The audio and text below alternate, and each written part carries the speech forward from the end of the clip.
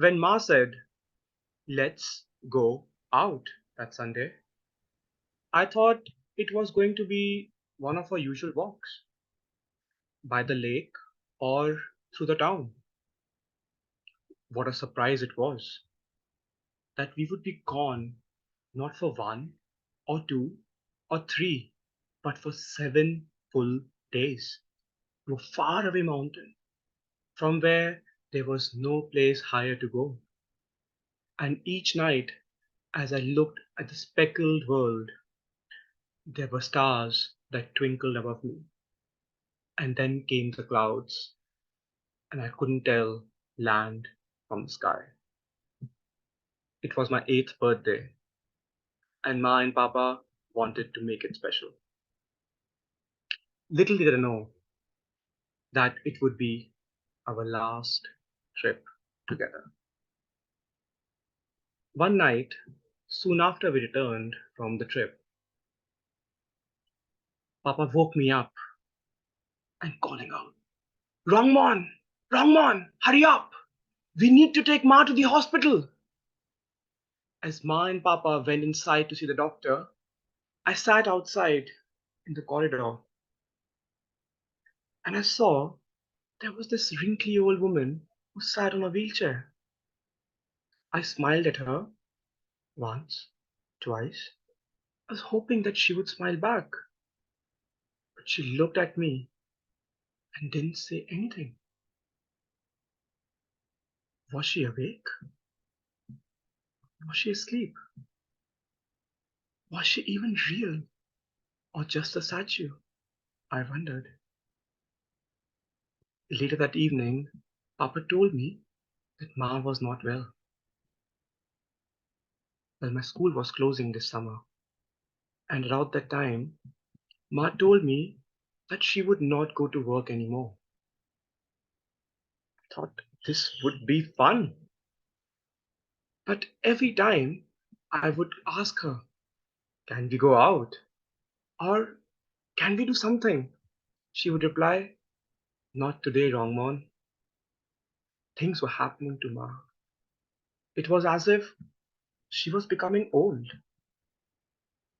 And then many of my friends' parents came to visit Ma. Not, but none of my friends came along with them. The voices downstairs would become hushed, faces became serious.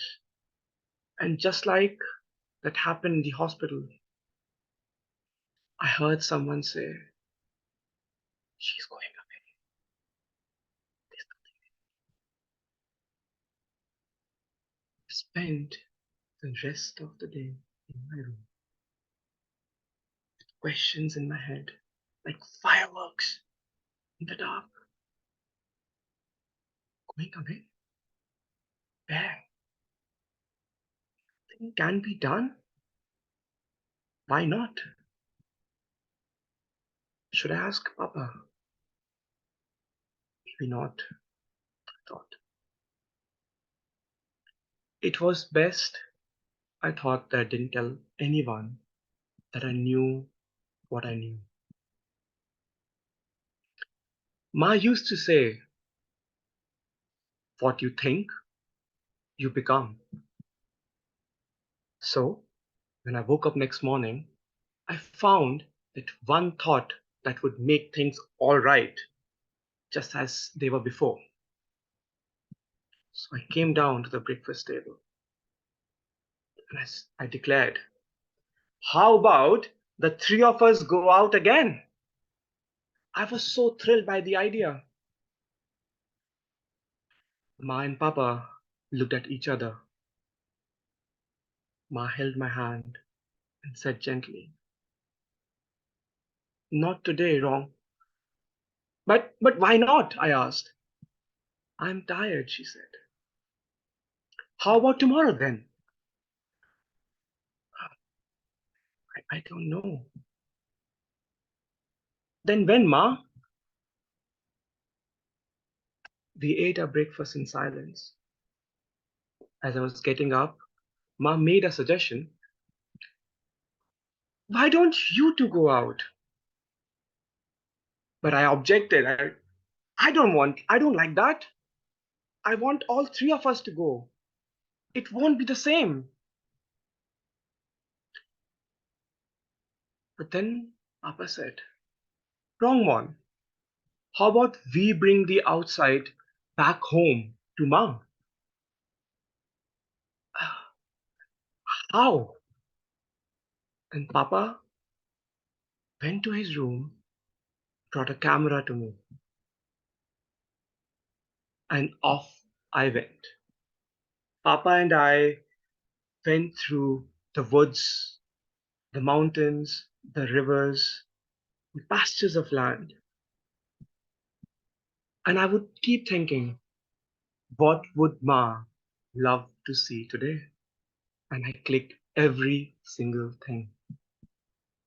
By dinner time, Papa and I strung photos around Ma in her room, and each photo was something which I thought she would like. Slowly, all the people she missed, all the places she missed were around her bedside.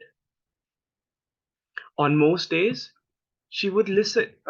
She would listen to my stories as I tell her about the photos. Oh, Rongmon, my dear Rongmon, how much I love you. But one night, something unusual happened. Somewhere along the story, I started to feel like I was alone in the room. Ma was looking at me, and yet she was quiet. She reminded me of the old lady from the hospital.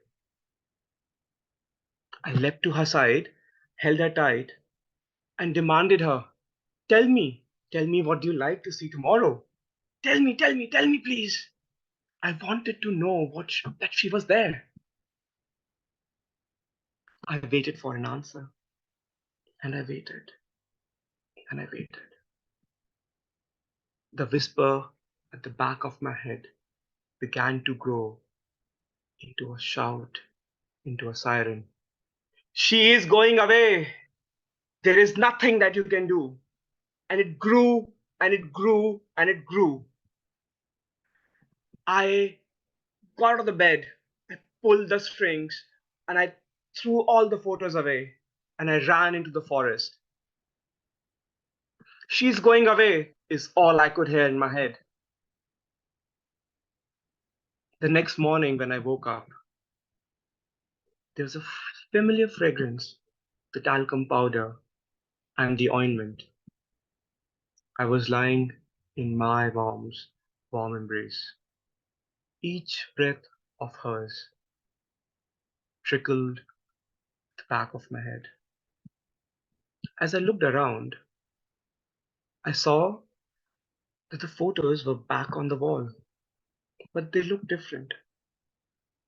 When I got up and looked at the photos, I saw there was a flower pot with a tiny bud, and next to it, there was the same flower pot with a full bloom of flower. And then I saw there was a peak cloaked in fog, and the next one, the fog was gone.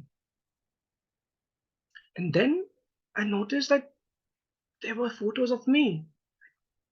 That's me. And there was me as a baby, and then me as a kid running around, and then me now. Rongmon? Rongmon! It was Papa. He sat me. He sat by me for a long time. He didn't speak to me, but just patted my head now and again. He said, you like rainbows, don't you? Yeah. Have you seen a rainbow that stays forever? I shook my head. Papa asked, do you know why? No, Papa, because nothing stays forever, Rongmon. everything we think can, it doesn't.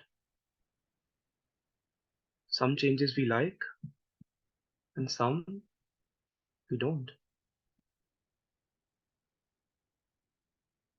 Then there is really nothing that we can do anymore? I asked. Yes, there is, he said. What? Enjoy the rainbow while it is there. Then Papa asked, Rongmon, some more photos for Ma tomorrow. I said, yes.